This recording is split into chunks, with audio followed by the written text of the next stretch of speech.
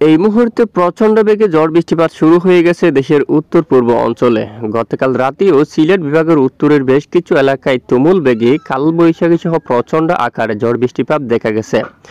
বাংলার অন্যান্য এলাকায় তীব্র গরমে পড়ছে, কোনো ধরনের বৃষ্টিপাতের দেখা নেই। তবে প্রতিদিনই সিলেট বিভাগের উত্তরের বেশ কিছু অঞ্চলে তুমুল বেগে কালবৈশাখী সহ প্রচণ্ড ঝড় বৃষ্টিপাত দেখা যাচ্ছে। এখনো পর্যন্ত বৃষ্টিপাত কিন্তু চলমান রয়েছে। দেখুন, এই যে এখানে আমরা আপনাদেরকে দেখাচ্ছি বড় করে জাইন্তাপুরের দিকে, তারপর দিকে জাকিগঞ্জ, সেটা দিকে কাকদম, তারপর এখানে শিলচর, এখানে অনেক এলাকা জুড়ে কালবৈশাখী সহ প্রচণ্ড আকারে ঝড় বৃষ্টিপাত অলরেডি দেখা যাচ্ছে।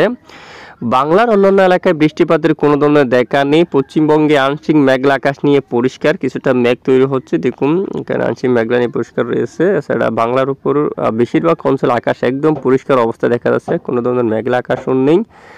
বৃষ্টিপাত দেখুন, আমরা এই মুহূর্তে ডাটা ইমেজে যাই, দেখুন সব বৃষ্টিপাত কিন্তু সিলেট বিভাগের উত্তরে এই অঞ্চলের দিকে। দেখুন এখানে চরখায়ের দিকে বৃষ্টিপাত রয়েছে, তারপর এদিকে জাকিগঞ্জ, তারপর এখানে দেখুন জাইন্তাপুর এবং সিলেট বিভাগে এখানে আরও অনেক অঞ্চলে এদিকে দেখুন আপনারা সব এলাকা জুড়ে প্রচণ্ড আকারে ঝড় বৃষ্টিপাত কিন্তু দেখা যাচ্ছে। চরখায়ের দিকে, তারপর বিয়ানীবাজার, এখানে অনেক অঞ্চলে কালবৈশাখী সহ প্রচণ্ড ঝড় বৃষ্টিপাত দেখা যাচ্ছে। দেশের অন্যান্য এলাকায় বৃষ্টিপাতের তেমন দেখা নেই। তবে বৃষ্টি কবে, আজ এই মুহূর্তে আমরা দেখব আজ 28শে এপ্রিল কোন কোন জেলায় বৃষ্টিপাতের সম্ভাবনা রয়েছে।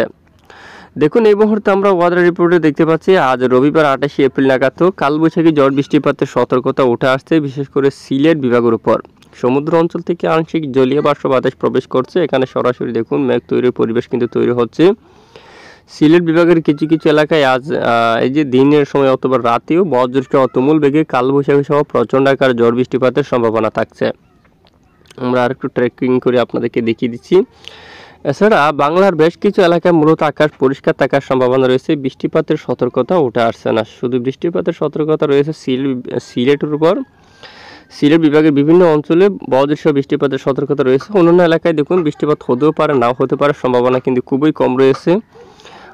বাংলার এই যে খুলনা, তারপর বরিশাল, এই যে ময়মনসিংহ বিভাগ, রংপুর, রাজশাহী, মেহেরপুর, পশ্চিমবঙ্গ থেকে শুরু করে বাংলার সবটুকু জেলায় আকাশ আংশিক মেঘলা নিয়ে পরিষ্কার থাকার সম্ভাবনা, বৃষ্টিপাতের কোনো ধরনের সতর্কবার্তা ওটা আসেনি।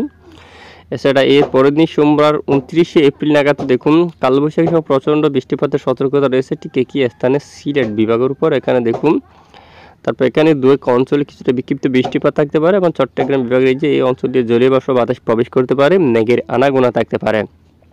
বৃষ্টিপাত মূলত দেখুন আমরা মে মাসের শুরুতে বৃষ্টিপাতের সতর্কতা কিন্তু রয়েছে। আমরা দেখিয়ে দিচ্ছি আরেকবার অলরেডি কীভাবে বৃষ্টিপাত আসছে অথবা বৃষ্টির পরিবর্তন রয়েছে কিনা কোনো ধরনের।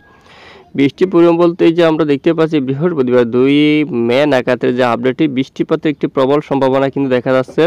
এখনও পর্যন্ত কোনো ধরনের পরিবর্তন নেই বাংলা জুড়ে। দেখুন আপনারা কীভাবে এই বৃষ্টিপাত কিন্তু আসতে যাচ্ছে, যে 2 তারিখ নাগাদ বৃষ্টিপাত তৈরি হওয়ার সম্ভাবনা। আমরা আরেকটি মডেল থেকেও আপনাদেরকে দেখাবো, ইউরোপিয়ান মডেল থেকে দেখতে পাচ্ছি আমরা এই মুহূর্তে। এরপর আমরা আমেরিকান মডেলে চলে যাব, এরপরে জার্মানি মডেল আমরা চলে যাব। এটি দেখুন, এখানে দেখুন বৃষ্টিপাতের সতর্কতা রয়েছে আগামী 2 এপ্রিল থেকে বৃহস্পতিবার ঠিক সিলেট বিভাগের উপর দিয়ে কালবৈশাখী তৈরি হয়ে মৌলভীবাজার, লাখাই, আমবাসা এই অঞ্চলে প্রবেশ করতে পারে, কুমারঘাটের দিকে আসতে পারে, কোয়াই, এছাড়া এদিকে হাবিগঞ্জের দিকে, তারপর কামালগঞ্জের দিকে, তারপর এদিকে ধর্মনগর, এই যে মৌলভীবাজার সবটুকু এলাকায় কালবৈশাখী ঝড় বৃষ্টিপাত ঘটিয়ে পরবর্তীতে ধীরে ধীরে মহান রবের হুকুমে এই অঞ্চলে আসবে যে আমরাপুর, তারপর কাগড়াছড়ি, তারপর এই যে দিঘিনালা, এই যে পরিচুটি, এখানে বেশ কিছু অঞ্চল জুড়ে তীব্র কালবৈশাখী সহ প্রচণ্ড আকারে বৃষ্টিপাতের সতর্কতা কিন্তু রয়েছে। এছাড়া আরও বৃষ্টিপাতের সতর্কতা কিন্তু দেখা যাচ্ছে এখানে এই যে এই অঞ্চলের দিকে পাহাড়ি চট্টগ্রাম বিভাগের পাহাড়ি অঞ্চলের দিকে বজ্রসহ ভারী বৃষ্টিপাতের সম্ভাবনা কিন্তু দেখা যাচ্ছে। তার প্রসার পর্যন্ত চকরিয়া, কক্সবাজার, কুতুবদিয়া, সাতকানিয়া, রঙ্গাছড়ি, চাঁদছি এই যে এলাকা জুড়ে বৃষ্টিপাতের সতর্কতা রয়েছে। এবং এরপরে সমুদ্র অঞ্চল জুড়ে কিছুটা বজ্রসহ বৃষ্টিপাতের সম্ভাবনা কিন্তু দেখা যাচ্ছে। দেখুন এরপরে দেশের বিভিন্ন অঞ্চলে কিছুটা বিক্ষিপ্ত বৃষ্টি, বিশেষ করে দেশের পূর্বাঞ্চলে বিক্ষিপ্ত বৃষ্টিপাতের সতর্কতা রয়েছে। দেশের অন্যান্য এলাকা জুড়ে বৃষ্টিপাতের সম্ভাবনা কিন্তু খুবই কম রয়েছে। তবে মে মাসের প্রথম সপ্তাহে দেশের পূর্বাঞ্চলে বিক্ষিপ্ত বৃষ্টি, এরপরে ঢাকা বিভাগেরও বেশ কিছু অঞ্চলে বজ্রসহ বৃষ্টিপাতের সতর্কতা রয়েছে মূলত মে মাসের প্রথম সপ্তাহে। এরপরে দ্বিতীয় সপ্তাহের দিকে, মে মাসের দ্বিতীয় সপ্তাহের দিকে পশ্চিমবঙ্গ সহ বাংলার এখানে পশ্চিমের অনেক এলাকায় কালবৈশাখী বজ্রসহ ঝড় বৃষ্টিপাতের সতর্কতা কিন্তু উঠে আসছে। মেহেরপুর থেকে দেখুন, এখানে মেহেরপুর, শান্তিপুর, যশোর, তারপরে এখানে অনেক এলাকা জুড়ে চন্দননগর, বর্ধমান, আরামবাগ, শান্তিপুর, নদিয়া, এখানে মুর্শিদাবাদ এই এলাকার দিকে বৃষ্টিপাতের সতর্কতা উঠে আসছে। মূলত মে মাসের দ্বিতীয় সপ্তাহে প্রচণ্ড ঝড় বৃষ্টিপাতের সতর্কতা কিন্তু রয়েছে। যারা আরও বৃষ্টিপাতের সম্ভাবনা উত্তরে একদম গুয়াহাটি থেকে শুরু করে আশেপাশে অনেক এলাকা জুড়ে বজ্রসহ বৃষ্টিপাতের সম্ভাবনা কিন্তু দেখা যাচ্ছে। পরবর্তী 10 দিনের যে ম্যাপ আমরা দেখতে পাচ্ছি, দেখুন এটি এই যে সিলেট বিভাগের অনেক এলাকা জুড়ে অনেক দিকেই কিন্তু বৃষ্টিপাতের সতর্কতা রয়েছে এবং এখানে উত্তরের বেশ কিছু এলাকায় বজ্রসহ ভারী বৃষ্টিপাতের সম্ভাবনা কিন্তু রয়েছে। তবে এবার আমরা একটু মডেলটা চেঞ্জ করবো, আমেরিকার মডেল থেকে কি আপডেট উঠে আসছে তা কিন্তু আমরা আপনাদেরকে একটু দেখাবো। আমরা সরাসরি চলে আসলাম আমেরিকান ওয়েদার মডেলে। তো দেখতে পাচ্ছি আজকের আপডেটটা আমরা একটু দেখব। সিলেট বিভাগের উপর বৃষ্টির সতর্কতা কিন্তু অলরেডি রয়েছে। সোমবার 29 এপ্রিলেও বিক্ষিপ্ত কিছুটা বৃষ্টি সিলেট বিভাগের উপর এবং বৃষ্টিপাত এখানে দেখা যাচ্ছে। ঠিক বৃহস্পতিবার আমরা যাই, বৃষ্টির সম্ভাবনা কতটুকু দেখি। দেখুন ঠিক 2 তারিখের আপডেটেও আবহাওয়ার এই যে আমেরিকার মডেলগুলো কিন্তু সেরকম আপডেট কিন্তু আমাদেরকে দিচ্ছে। দেখুন ঢাকা এবং কুমিল্লা, এখানে সিলেট বিভাগের অনেক স্থান, মৌলভীবাজার, লাখাই, শিলচর সব এলাকা জুড়ে বৃষ্টিপাত ঘটিয়ে পরবর্তীতে ধীরে ধীরে আরও বিভিন্ন অঞ্চল জুড়ে বৃষ্টিপাত ঘটাতে পারে। ঠিক সেই অঞ্চলে দেখুন প্রচণ্ড ঝড় বৃষ্টি। তবে আবহাওয়ার জিএফএস মডেলের কিছুটা পরিবর্তন কিন্তু দেখা যাচ্ছে। এখানে সিএমডব্লিউর সাথে একত্রিত হয়নি এখনো পর্যন্ত। যাই হোক আমরা কিন্তু নজর রাখছি, সঙ্গে থাকবে।